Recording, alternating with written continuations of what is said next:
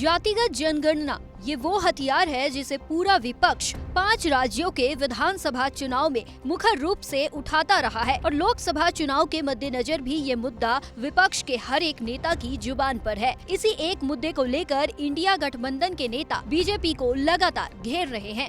UP विधानसभा के शीतकालीन सत्र में सपा जातिगत जनगणना को लेकर योगी सरकार पर आक्रामक है। इसी बीच प्रदेश के डिप्टी सीएम केशव प्रसाद मौर्य ने मीडिया के सामने आकर कह दिया कि बीजेपी जाति जनगणना के खिलाफ नहीं है, लेकिन जाति जनगणना की बात करने वालों ने कभी अपनी सरकार में पिछड़ों के साथ इंसाफ नहीं किया।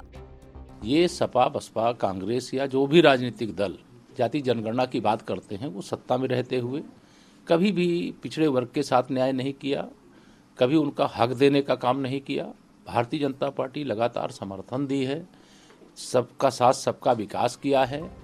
डिप्टी सीएम ने आगे ये कहा कि जिस तरह से बीजेपी हर चुनाव में जीतती आई है, उसी तरह 2024 का लोकसभा चुनाव भी जीतेगी, क्योंकि बीजेपी जाति जनगणना को सिर्फ चुनावी मुद्दा नहीं बनाती।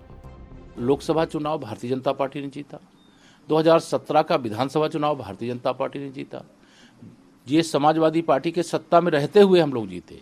2019 का लोकसभा चुनाव और 2022 का विधानसभा चुनाव हमारी सरकार थी, तब हम जीते।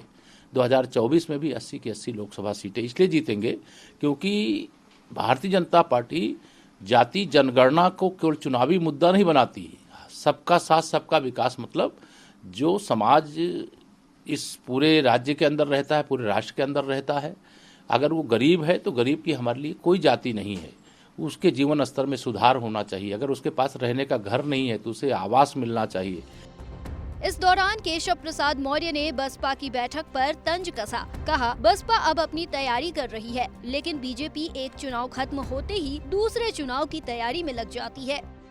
देखिए, भारतीय जनता पार्टी तो 2022 का जब विधानसभा चुनाव का परिणाम आया, उसके बाद से ही 2024 की तैयारी में लग गई है।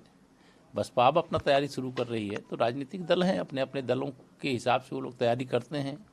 हमारे यहाँ ये नहीं कि जब का वर्षा जब किसी सुखानी वाला नहीं रहता है, बल्कि हमारी तैयारी सदा एक चुनाव बीता और दूसरे चुनाव आने के बीच में जितना गैप होता है उस समय हम लोग बूथ को मजबूत करते हैं, जनता के बीच में अपनी सरकार की उपलब्धियों को लेकर के जाते हैं, कार्यकर्ताओं के सम्मेलन करते हैं, सर्व समाज को साथ में जोड़ते हैं। सबका साथ सबका विकास का एक बड़ा हमारे पास संदेश देने का आधार है, क्योंकि हमारी डबल इंजन की सरकार है। हमने देश का विकास किया, प्रदेश का विकास किया, गरीब का विकास किया, किसान का उत्थान किया। इस दौरान डिप्टी सीएम और बीजेपी नेता ने 5 राज्यों में हुए विधानसभा चुनाव में बीजेपी के शानदार प्रदर्शन का दावा भी किया। क्या कुछ कहा, सुनिए।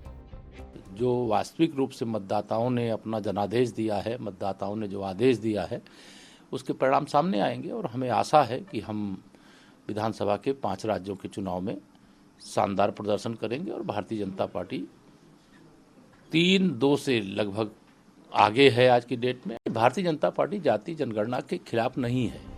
केशव प्रसाद मौर्य का एक साथ कई मुद्दों पर दिया गया ये बयान सियासी मायनों में देखा जाए तो काफी अहम है। अब देखना ये है कि विपक्ष उन्हें किस तरह से जवाब देता है और बसपा प्रमुख मायावती डिप्टी सीएम के तंज का पलटवार किस अंदाज में करती है। खैर, इनमें से एक सवाल का जवाब तो जनता ही उन्हें 3 दिसंबर को दे देगी।